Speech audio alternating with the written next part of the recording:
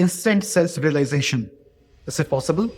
Every self-help book, every spiritual path will tell you 1,000 steps to reach self-realization. Many paths will tell you it takes lifetimes of practice to reach there.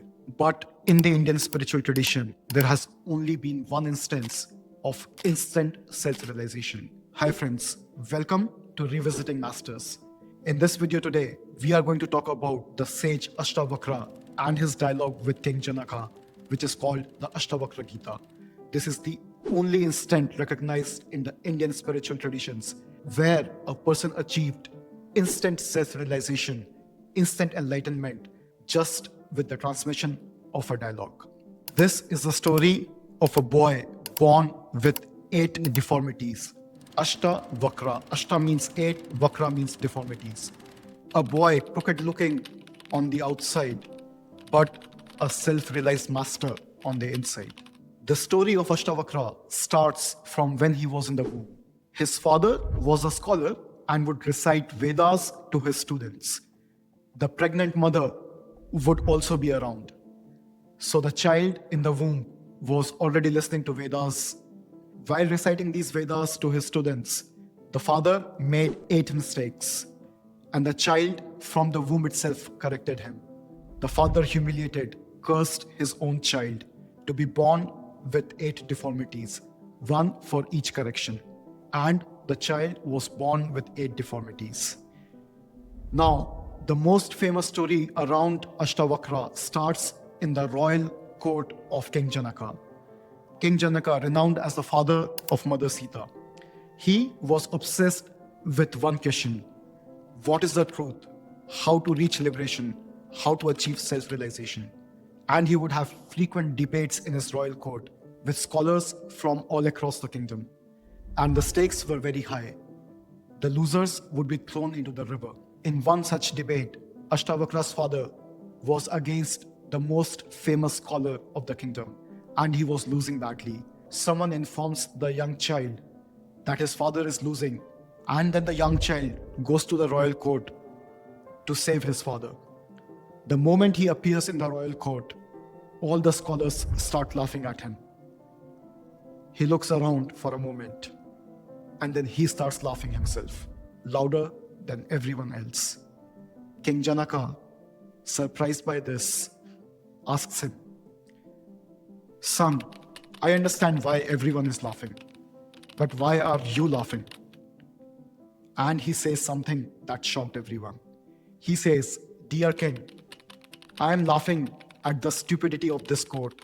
You're discussing the truth in a meeting full of chamars." Chamar stands for cobblers, meaning people who work with leather. He adds further, these people are like chamars who can only see the skin. They do not see the self behind the skin. How do you expect these people to tell you the truth? King Janaka, surprised by the profound wisdom of the young man, doesn't say anything then. But the next day, when he is touring the kingdom, he finds Ashtavakra, falls at his feet and says, "I realize your greatness. Please come to the court with me and guide me on my questions regarding self-realization." And the dialogue that follows between the two is called the Ashtavakra Gita and is the most radical, the most profound text ever written on self-realization. If you understand this, you truly understand the truth of our lives, the truth of self-realization. The first question that Janaka starts with is, how do I find liberation? How do I find the right knowledge? How to be free? And what Ashtavakra says blows his mind. He says, "King, you are already free. There is nothing to be achieved. You are already self-realized. Remove all doubts, remove all fears, and announce that you are free and self-realized." And in that very moment, something happens within Janaka. He sees the truth, not only understands, but he sees the truth for himself. And he bows to himself and announces, "Oh, how great I am that this entire universe is lit with my light. The entire universe is within me." And this highlights the truth that all self-realized masters, from Ramana Maharishi to Nisargadatta Maharaj, that everyone has said, we are already self-realized. The only thing that binds us is our dream state, is our hallucination that we are bound. Ashtavakra further tells Janaka that you are not the body, not the mind, but the awareness behind it. Your life, the ups and downs, the happiness, sadness, the love and loss, everything is like a movie projected on a screen. You are not the movie, you are the screen. Now, I would recommend everyone to read Ashtavakra Gita or to listen to Osho's lectures on Ashtavakra Gita. They're truly mind-blowing and they will make you feel closer to the truth, closer to the Atman than any other text that you can imagine. While the discussion between the two takes on many topics and questions, I would like to summarize 4 main learnings from Ashtavakra Gita. First, as we said, you are the screen, not the movie. This constant reminder can help you detach from the worldly worries and abide in the self. Secondly, the search for self-realization could itself become a trap. I am sure many people who've been on this path and have gone to various gurus, read through various scriptures, would find themselves falling again and again in the same trap. Every practice done to become enlightened can actually keep the illusion alive.